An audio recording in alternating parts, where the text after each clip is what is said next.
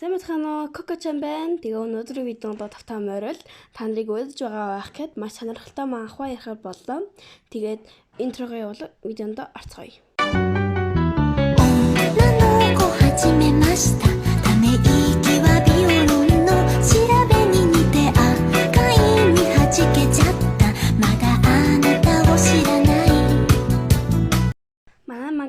マナнэр нь би эрэгтэй гол дүрийн гэргий болсон гэдэг нэртэй мангагаа.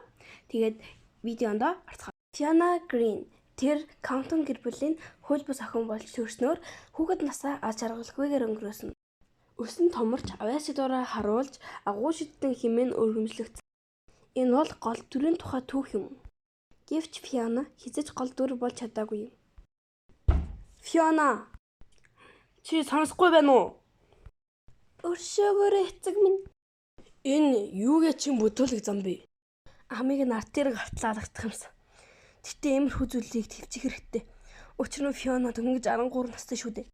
Эцэг минь иймэрхүү юмудаас бол битгий санаагаач лээ. Учир нь тэр ямар ч хүч чадалгүй. Бас гэр бүлээс гадуур хүүхэд. Тэгвэл би энэ зохиолын Fiona болчихжээ. Одоо ад үзэгдэж байгаач ирээдүйд агуу шилдэг хийж дуудуулах Fiona. Гэхдээ Fiona болох нь сайн зүйл муу зүйл гэдгийг би сайн мэдэхгүй байна. Ирээдүй ямар ч байсан Fiona гол дүр биш, эцсийн босс. Хамгийн муу нь би гол дүрүүдийн хайр сэтгэлийг хүчээр хөнөөгдөж өөхөх эцсийн босс гэдэг л асуудал байна. Үүнийг үнэхээр үгүйсгэх хүсвч хувь заяа аль хэдийн шийдэгдсэн. Хаант нь авхаа хоёр. Эрэгтэй гол дүрэн хаант нь, эмэгтэй гол дүрэн гэгээд нь хайр сэтгэл думбаж энэ дэлхийг аврах зохиол. Энэ ертөнцид хоорон санаатнуудад ямар ч хөшөөлөгүй. Эцэстэн Fiona галчгүй болж хувирч гол дүрүүдэд занлахиж эхэлнэ. Эрэгтэй гол дүр сэлмээрээ хүзүүг нь хэрчиж зүрхийг нь сугалж гаргаж ирээд толгойг нь ханан дүлгэж биеийн шатаснаар түүний сүнс түнэр харанхуйд автна. Энэ бол Fiona-гийн нэрэдвэ. Гэхдээ одоо өгчихсэн ч амарч юм шиг. Зохиол эхлэхэд 6 жил дут байгаа.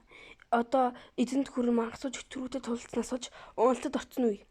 Эрэгтэй эмэгтэй хоёр гол дүр бүх зүйлийг аваадаг. Гэсэн ч одоогийн байдлаар бүх зүйл надаас хамаарах болсон.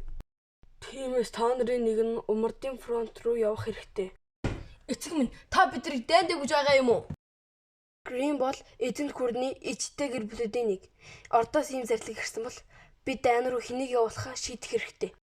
Гол асуудал нь бол миний хүүхдүүд дундаас хэн энэ гайхалтай дайнд оролцох бол гэж тэсэн ядан хүлээж байна шүү. Чам шиг хог шаар явах хэрэгтэй.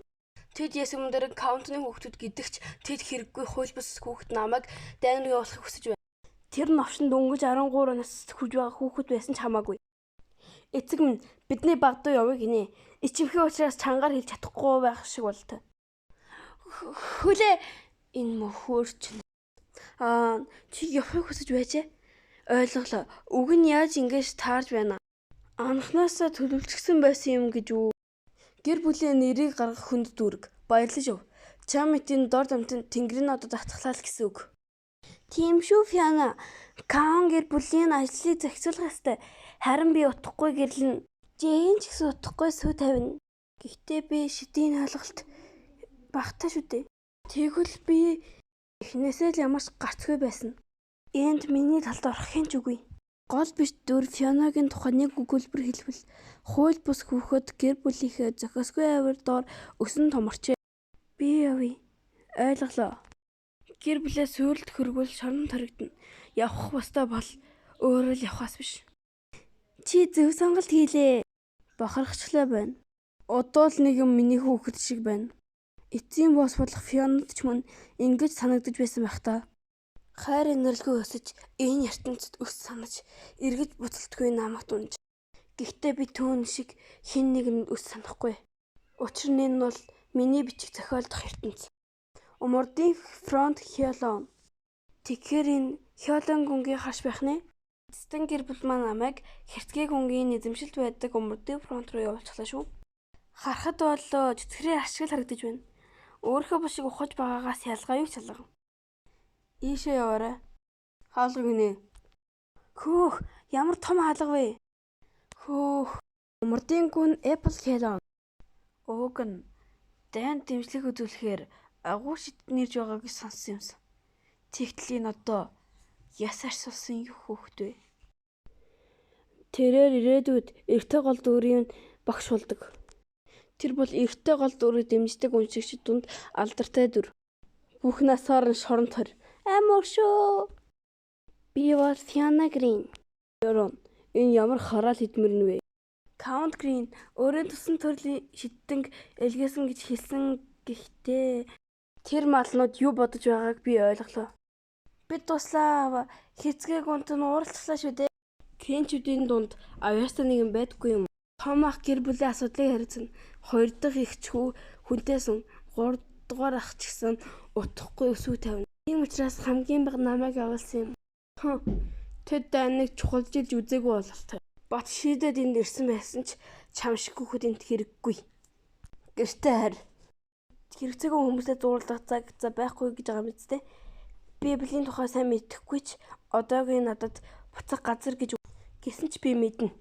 Хүлээгээрэй гүнтэн. Надад хэлэх зүйл байна. Хэлснийг дэн гүйцэлдүүлж чадахгүй.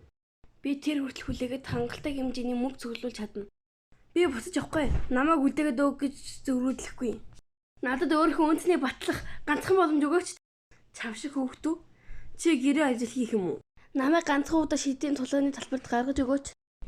Би энэ данд өөрөө ашиг тусаа өгч чадлан гэдгээ баталж харуулъя. За, ингээд манай бичлэг дуслаа. Тэгээд 1-2 дугаар ангийг ярьж өгсөн болохоор дараагийн 3-4 яриад өгье. Тэгээд дараагийн бичлэгээр уулзлаа. Түр баяртай.